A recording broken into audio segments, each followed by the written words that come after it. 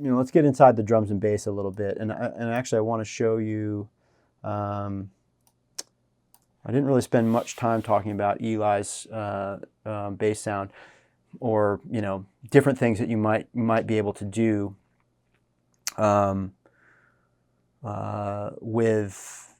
we recorded direct only, right? Okay, so it's just a bass DI. The bass was recorded through my Quad 8 console, which is very similar to an API, and then the recording path was a stay level, retro audio stay level, and as you can see, just a little bit. I use FabFilter. I love this Pro Q2 EQ, and I use it a lot.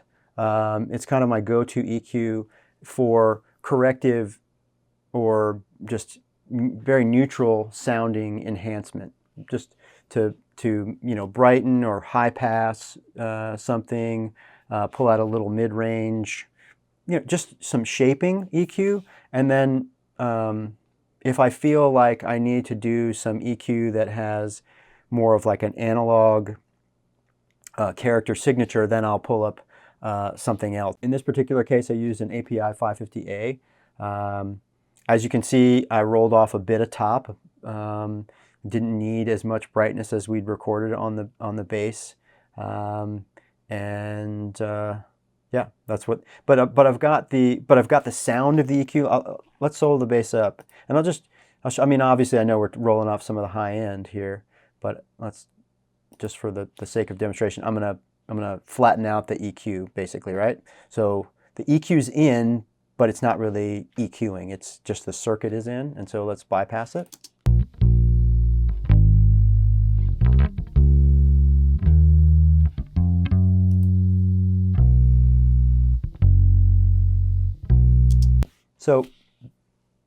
So here's like so this is why I would pull up like an analog piece of gear, a modeled analog piece of gear, because you can hear, even though we're not doing any EQing with it, it's giving me a sound, it's giving me a tonal shift. I've got the analog feature in, which is the noise that's in the circuit, makes the circuit behave a little differently.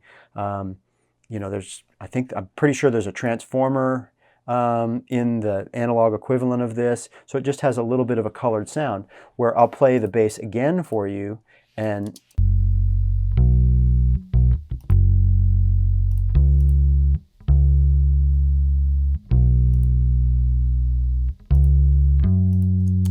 so there I was switching out the FabFilter, and obviously we can hear a little bit of change in the sound because they have slight bit of EQ correction, but even though we have this EQ in and it's doing some equalization, we actually are using it for some EQ change, you don't hear as much of a tonal change. So I use the FabFilter for more corrective EQ. It's also fully parametric, so I can pick any frequency I want. I can change the gain however I want. I can do 0.5 dB or 3 dB, because on the API I have fixed frequencies and I have fixed gain settings.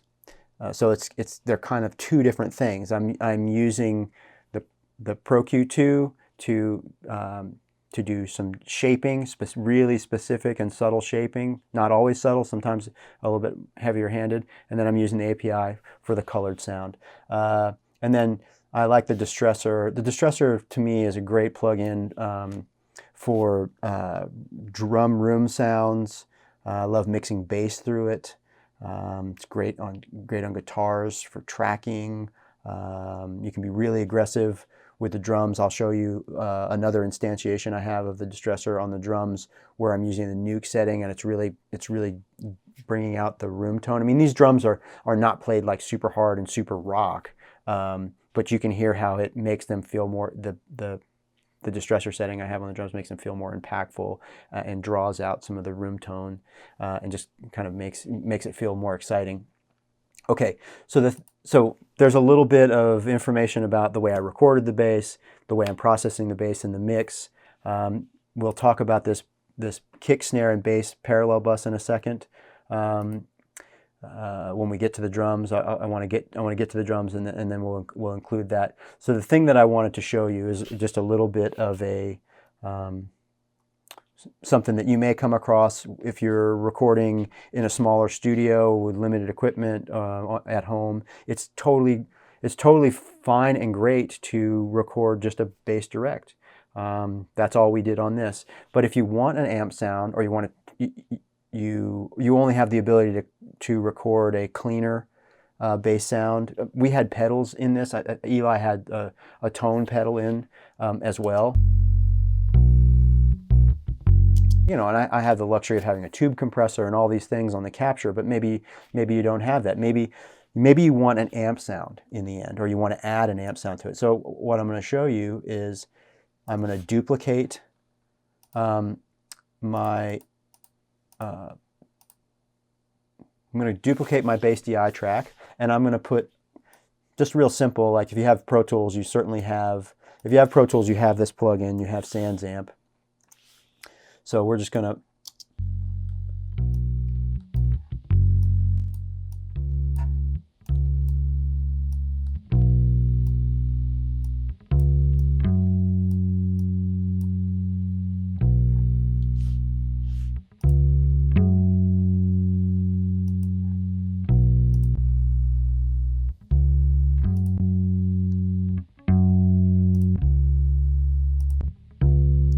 So just quickly, I just set up something that's more amp-like sounding. It's a little dirtier.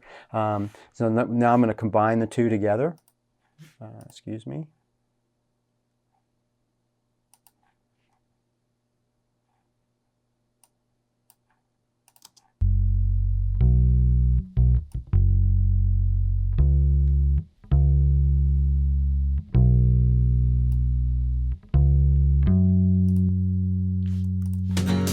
Some never figure it out.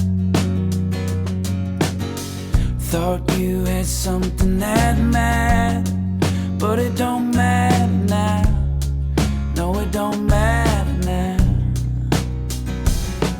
So, what are you gonna do? What's pulling you through? Okay, so that's one way to get an amp sound, but if you have and you can combine them or turn it into an amp-only sound. I did a little bit of both really quickly there. But then let's pull up something that's more of a traditional amp, which would be the Ampeg flip top.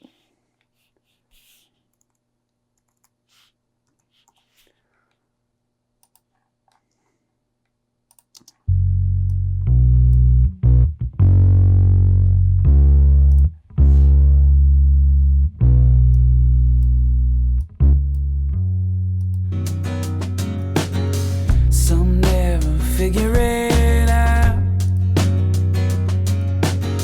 Thought you had something that mattered, but it don't matter now. No, it don't matter now. So, what are you gonna do? What's pulling you through? Girl, what's left to lose? It's alright, I could stay by your side, I could hold you all night. So I just wanted to show a little bit of that, you know, you can just take a deep bass DI, and then later on you can add an amp sound and combine it, and sometimes it's actually an easier way to record, because you're not having to fool around with getting the phase and polarity of things matched up. Maybe you don't have the space for it, or you know, you can, another thing to be able to do would once you've got your track recorded and you're ready to mix, before you're mixing actually, is to reamp your direct. So that by reamping, I mean take your direct signal and feed it back out. You need the correct level matching equipment to like a reamp box or whatnot. Some DI, a lot of DIs now have the ability to work as reamps, like radial DIs and so forth, and then re-record your bass through a real amp too, and add that in. So let's say we want to have some distortion in front of the amp, and not just have amp distortion. We want to do something that we weren't able to record going in. Let's put like a rat emulation on this. You're always coming home.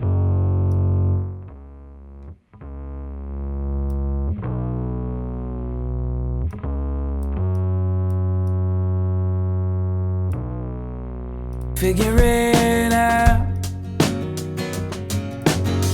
Thought you had something that mattered, but it don't matter now. No, it don't matter now. So, what are you gonna do? What's pulling you through? Girl, what's left to lose? Oh,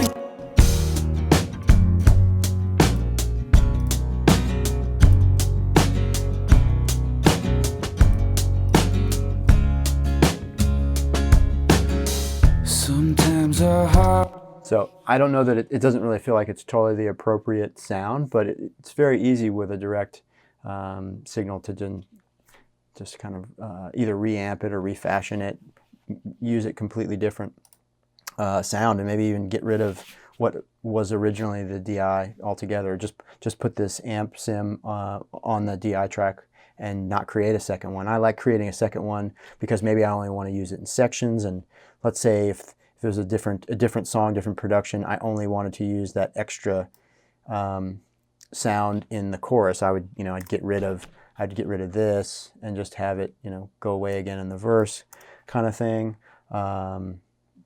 Sometimes I like to put delay or reverb on a bass. It's just a way. I mean, there's different way to achieve it, to get a different sound.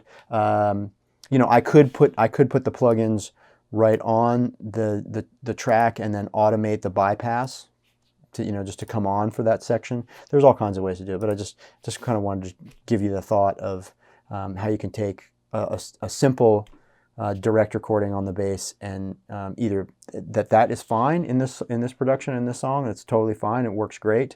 I like the way it sounds. It sounds a little bit old school in the way that like maybe a Motown bass would have been recorded. They didn't use amps on bass and guitar much on Motown tracking sessions, especially in Detroit. They would have the 2 or 3 guitar players and the bass player plugged into DIs, and they had a little speaker on the wall where they would play the sound back so they could hear themselves in the room just a little bit, but they didn't have amps, and that speaker was just for playback as far as I know. It wasn't really part of the sound in as much as it wasn't close mic'd. It was probably audible in some of the mics that were on the drums or other things that were being recorded in the space, but not so much that that the leakage wasn't so much that it would have hurt anything. It's kind of the vibe of those recordings. So there's a little thing. So let's talk about the drums a little bit, and we'll talk about the distressor on the drums, and I'll show you a couple interesting things I did in capturing the drums, and then I'll show you that kick snare bass bus. So let's move on and talk about the drums a little bit. Talk about the individual elements here. There's just one kick mic,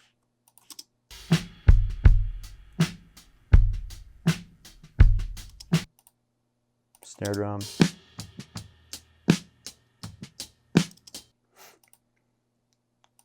and then there's a floor tom mic.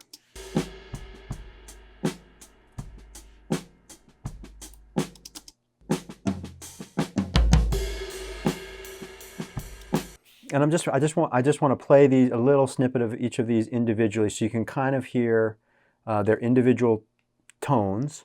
I mean, the kick and snare have a little bit of mix bus processing on them, which I can go back and take that off and just play them individually. But like as you can see here, the floor tom doesn't really have any individual processing, no individual EQ. I would have EQ'd it on the way in. You can hear by the way the mic is placed that there's the little bit of leakage. The microphone is not so close to the drum that the leakage is minimized. I'm trying to get for the style of recording that it's a little bit more organic, a little bit more open feeling. I'm not looking for a tom sound anyways that is much like a heavy rock song where it would be really isolated and tight and punchy. I've got the mic back from the drum a little bit. I'm looking to have a little bit of that wash from the ride cymbal.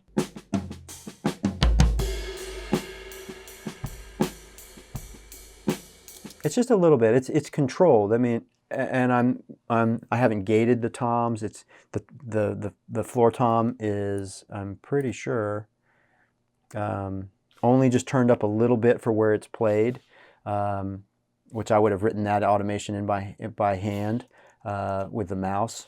And we'll talk a little bit about automation before we shut this session down. But I want to talk a little bit about two engineers that are very significant producer engineers, very significant in music history, and influential to me as a creative producer recordist. One would be Glyn Johns, and the other is Jeff Emmerich. Glyn Johns is very famous for his 3 microphone drum technique, which a lot of people try and emulate and use. There's a huge debate about how those microphones are placed. You have 2 overhead mics and 1 kick drum mic. Well, the kick drum mic, we can't really argue too much. It's on the kick drum pretty close. There is 1 overhead that's above the snare and rack tom. There's debate about how far away it is. I've heard 42 inches. I've heard all kinds of things. I don't know that it really matters. What really matters is that the other microphone that is placed over near the floor tom, that these 2 microphones, if this little Zoom recorder is the snare drum, this is the overhead, one of the overhead mics that's over the drum kit and the other one's over here next to the floor tom, that they're equal distance. That's what's essential, that they're equal distance from the snare drum. This one is going to get more rack tom and these cymbals, hi-hat over here, rack tom and snare. Obviously, is going to get a little bit of everything from the drum kit, but then this microphone is going to get more kick drum and ride cymbal and floor tom. And so it's just this really nice image that when you pan it like, you know, this or even wider in the stereo field, it creates a nice spread. It has a nice balance of drums in it, and it just sort of, it's kind of magical in the way that it works. So there's a lot of debate about the placement. And I've experimented quite a bit. The second Kings of Leon record, Aha Shake Heartbreak, which I engineered and mixed with Ethan Johns. That's the method that I used. I had a AKG D112 on the kick drum, and then I used a pair of 87s as the Glyn Johns, and Ethan is Glyn's son, so it's kind of fun to be using that recording technique with Ethan there, and he agreed that we were doing it pretty close to right, but it was, you know, this mic over here was very close to the floor tom and kind of looking across it. But with that, you get a lot of ride cymbal wash and bleed. So I like that sound quite a bit. And then Jeff Emmerich with the Beatles, significantly, Jeff's technique, he used 5 microphones as his main recording technique. He used a kick drum mic. He used I believe it was a KM56 or 54. I think it was a 56 underneath the snare drum, because he really wanted to get that bottom of the snare sound. I'm not as big a fan of that, but he didn't have a top and bottom mic on the snare, which that's where I really have the problem, is the way that those 2 microphones interact so close to the drum. But he had a microphone underneath. He had a hi-hat microphone, so that's the 3rd microphone. He had an overhead microphone. that captured the top of the snare and the rack tom, and then he had a floor tom mic. And the way that he placed the floor tom mic wasn't the same. It wasn't in the way that Glenn placed it. It was on the drum, much in the way that, and I'm getting to my point, much in the way that I've mic'd this floor tom. It's not super tight and close to the drum. It's not looking down into the drum. It's back a little bit, looking across the drum, and it's positioned intentionally close enough to the ride cymbal that you get a little wash. And so I love both those techniques, and so I've borrowed a little bit. I've borrowed a little bit from both of them in the way that I typically would mic a drum kit, because I don't really enjoy spaced stereo overheads as much, because the snare drum doesn't sound as focused and in the middle as when you have one microphone over the top of the drum kit. And you get this really nice stereo spread. I want my kick and snare to feel very much in the middle, and then the other things like the tom, like the floor tom or the hi-hat, with a little bit of leakage that they have in them, to sort of create this very narrow. It's not, well, just to create this very soft and not super wide stereo image for the drums, because I want the drums to be in the middle of my presentation in the mix and production, and then leave the space on the sides for like in this song, like Jed's electric guitars all the way on the left, and the acoustic, like the tipple, is very, very far on the right, and you get this nice balance of interplay from those instruments, and then behind the vocal with the bass are the drums sort of here. They're not dead in the middle in the way that maybe the bass is. They're just a little bit wider, and then the vocal, because of the effects that it has, it sort of like spreads out and starts to reach the edges too. So it's, for me, that's just like the way that I like to spread it out. So long explanation, but that's why it's okay to have this. For me, it's okay to have a little bit of the cymbal wash and so forth in the floor tom, because it's going to help me get that stereo image that I want to hear. Okay, so moving on. Oops. We've got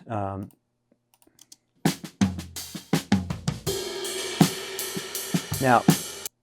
I just finished saying I don't like spaced stereo pairs, and I don't. But what this is it's a this is a overhead mic that has a left and a right to it. But this is and I don't, but because I don't like a spaced pair where you've got a couple mics very, very wide from each other, because you have the tone of the snare drum not really quite arriving with the same with all the same information when they're spaced, and then you also don't get a balanced feeling in the drums, for me.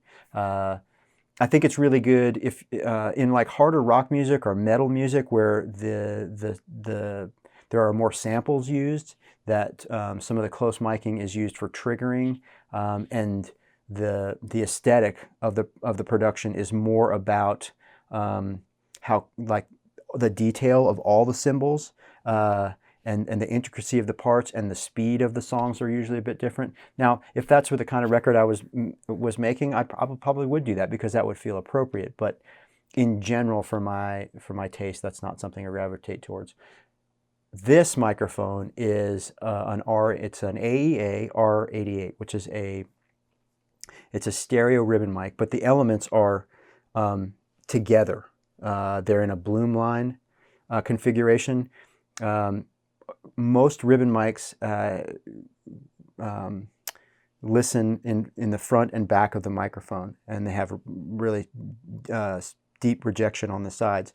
So what you've got is a stacked pair of ribbons, and they're stacked like this. So the top element is hearing here and behind it, and then this one is hearing here and here. And so it kind of creates this very interesting sort of XY listening pattern, where the the microphone is listing on the front and the back. And it's kind of this cool, it's very focused in some ways, in the way that I like a single microphone over the drum, but you do get a nice image.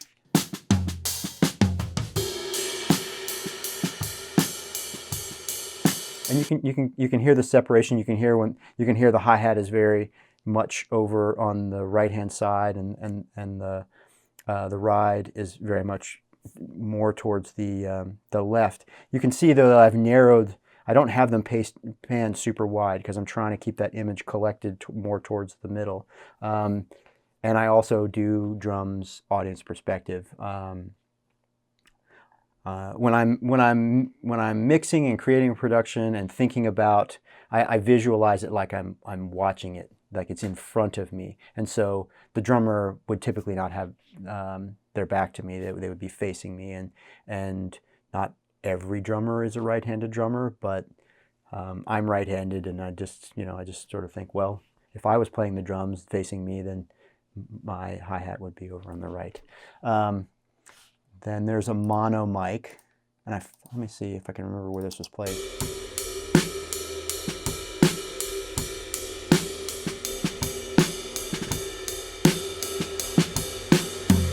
Seems like it's very close to the ride cymbal.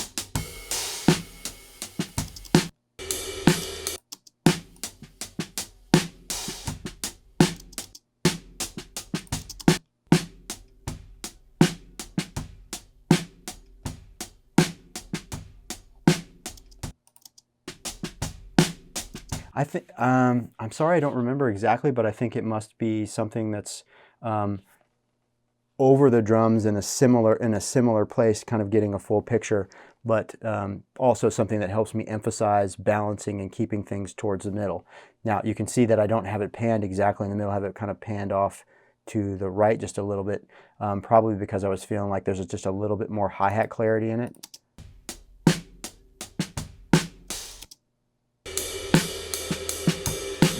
The hi-hat feels a little bit closer in that image to me, so I kind of leaned it a little bit more towards the hi-hat side. Then there's this is an NS10. This is the woofer from an NS10 speaker. I mean, a lot of you may know that putting a speaker on a kick drum and wiring it to be a microphone allows you to catch and capture like the really subsonic frequencies, and that's because the mass of that transducer, it's a diaphragm the same as a microphone is, but a microphone has a much smaller diaphragm, and so it takes a lot less energy to move it.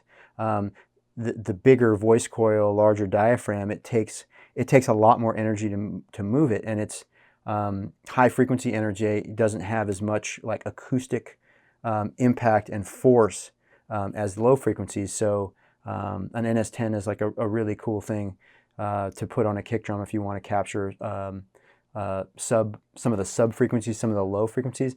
I didn't use it that way. I have it a few feet out in front of the drum kit.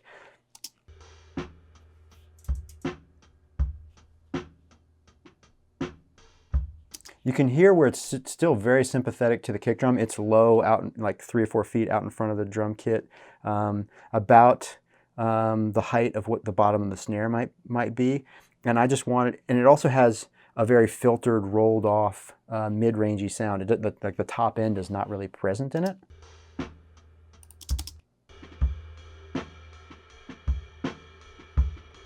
But I'll play the whole drum kit and then I'll mute it.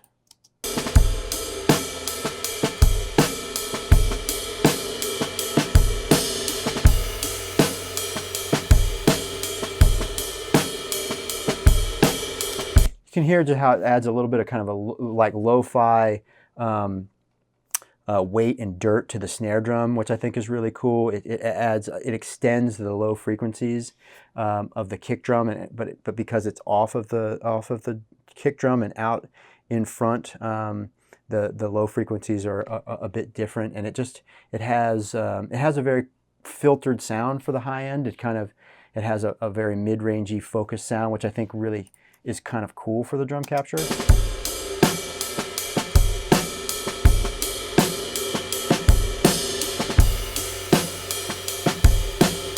kind of hear some of the ambience that it brings out on the snare drum. And then lastly, we have this effects mic.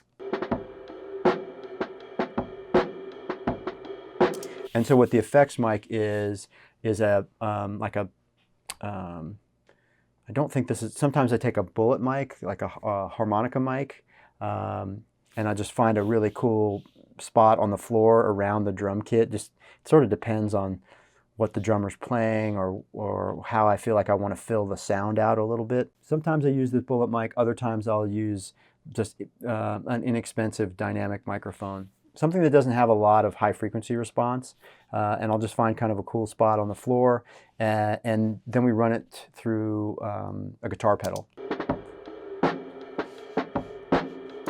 And that it just has a little bit of overdrive. It's just a little bit more of, it's just like a little bit more of that dirt and gluing sound. I will play the whole drum kit again, and then I'll turn the effects mic on and off.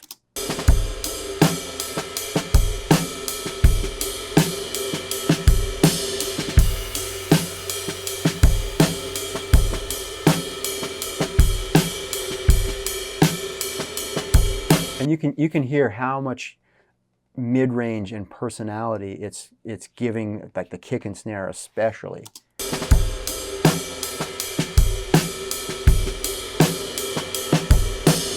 But because it's not a high fidelity microphone, we run it through a guitar pedal, probably rolling off some of the high end on the record path, just to kind of fill things out. Okay, so let's quickly go back to the kick and snare, and I'll play you the sounds without the mix processing plugins on here.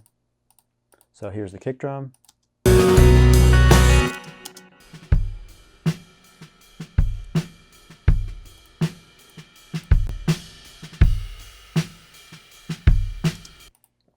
A little bit of corrective EQ, a little bit of my analog flavor EQ, where I'm turning up a little bit of 3K, just a little bit of the articulation, and then a little bit of very mild compression, very low ratio.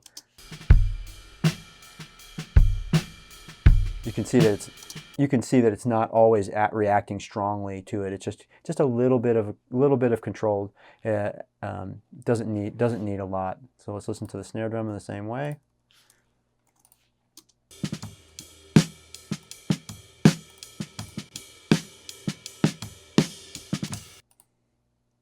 Just cleaning up the bottom end, rolling off some of the low frequency leakage from kick drum and other things. A little bit of the same EQ that I'm turning up on the kick drum. Now this is definitely compressing more aggressively.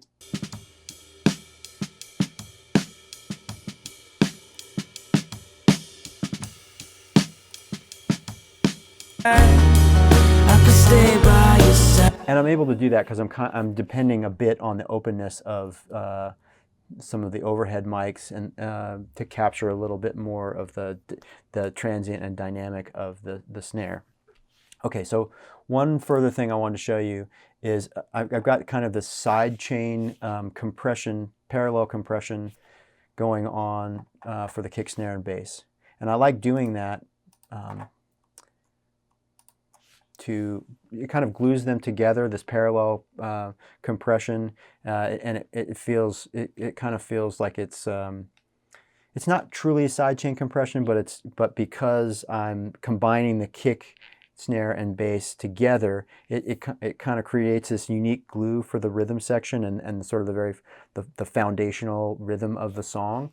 And I'm doing that with this Fairchild compressor, and there's an EQ, a little bit of EQ before. I'm drawing out some of the mid-range around 350 hertz.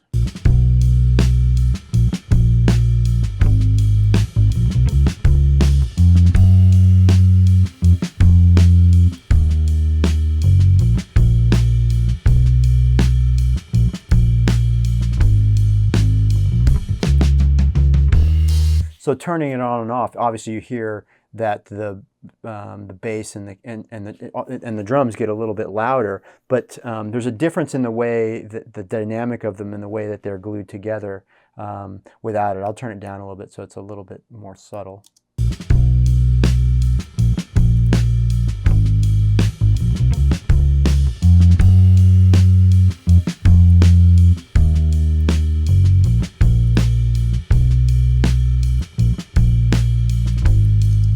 So I turned it. I'll play it a little bit more, but I've turned it down to a volume where it's not as dramatic of a volume shift, and you can kind of just hear how the relationship of the balances change and how some of the dynamics between those elements becomes a little bit more unified, and it just feels more sturdy.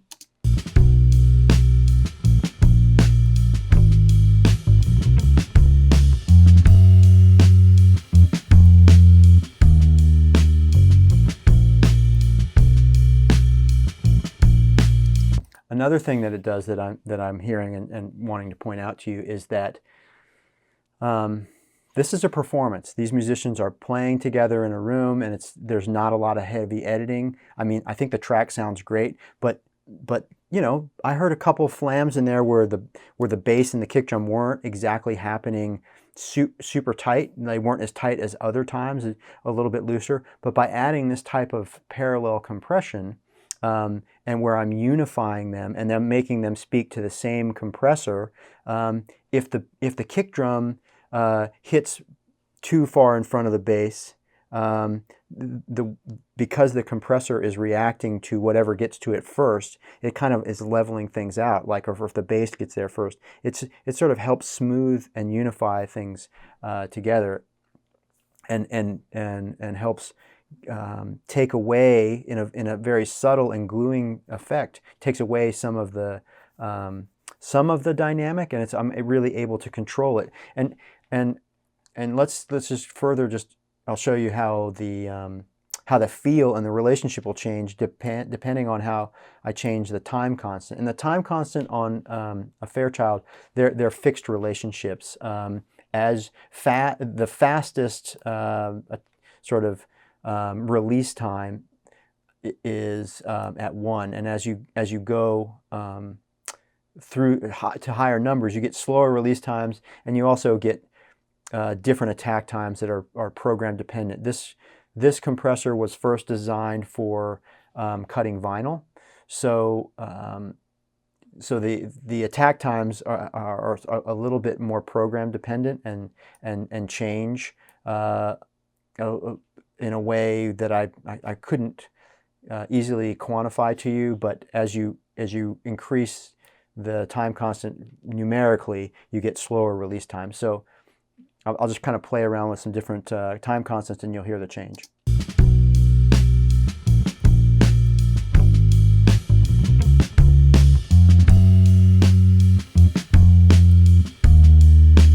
One thing that I can point out is not only does time constant 1 have a faster release, it has a slower attack. So you can hear the difference between 1 and 3, that you can hear more of the transient come through, and you hear a little bit more of the timing discrepancies, but it releases really slowly, and it kind of has a little bit more of an ambient pumping feel. And then when I go to 3, it's grabbing onto the compression is setting in faster, it's taming the transients a little bit more, it's more gluing, and it's releasing slower, so you don't hear the ambience jumping as much.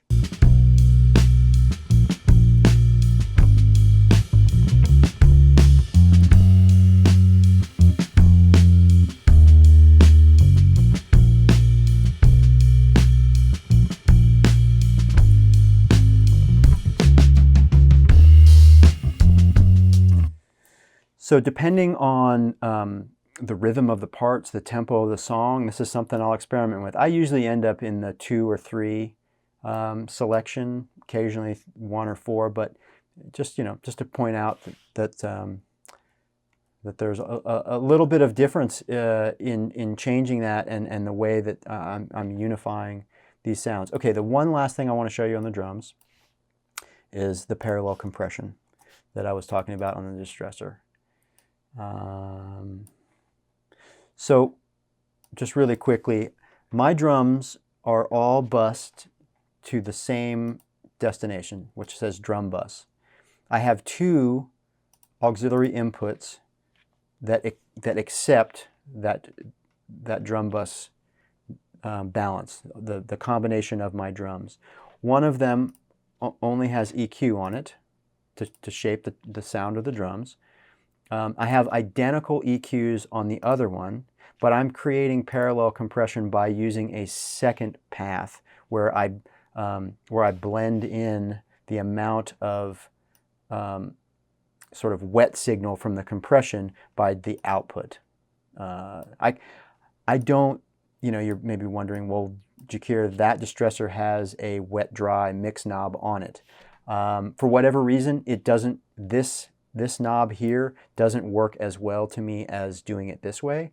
Not all plugins that have a wet-dry feature, a mix knob, function the same as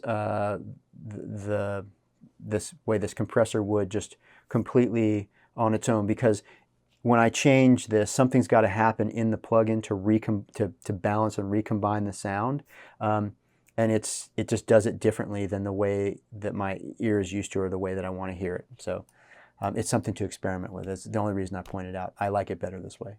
Okay, so this is the drum sound only through the compression, and you can hear how aggressive it is. I have a very high ratio. I have a somewhat slow attack and a fast release, because I'm trying to I'm not trying to let the initial transients through and get the impact to feel more sturdy, like the tone of the drum to feel really contained, and then because the compression releases so fast, you hear the ambience pop back up. And I'll play with the attack and release. I will speed up the attack and slow down the release, and you can kind of hear how it changes.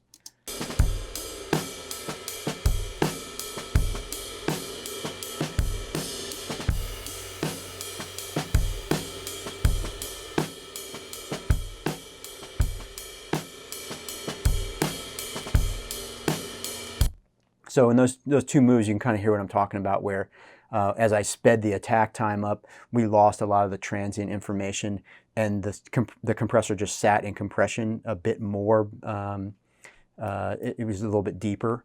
And then the slowing down the release time, the clarity and the ambience and sort of the feeling of space sort of got closed down as I slowed the compressor down, and it wasn't releasing as fast. With these settings, the compressor is acting just very quickly to what's coming through, and creating this very sort of aggressive compression sound. This is the drum kit uncompressed.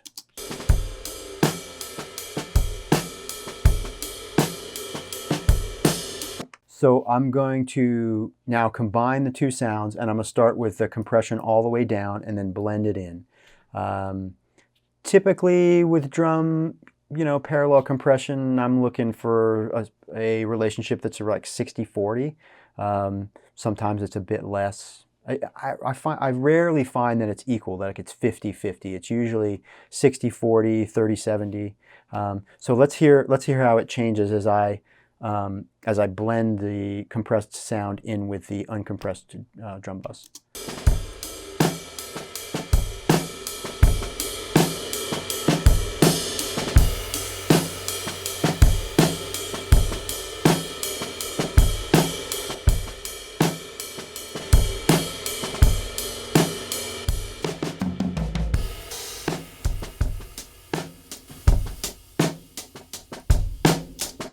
Two distinctly different sounds, but they combine wonderfully to give me a really finished and impactful drum sound.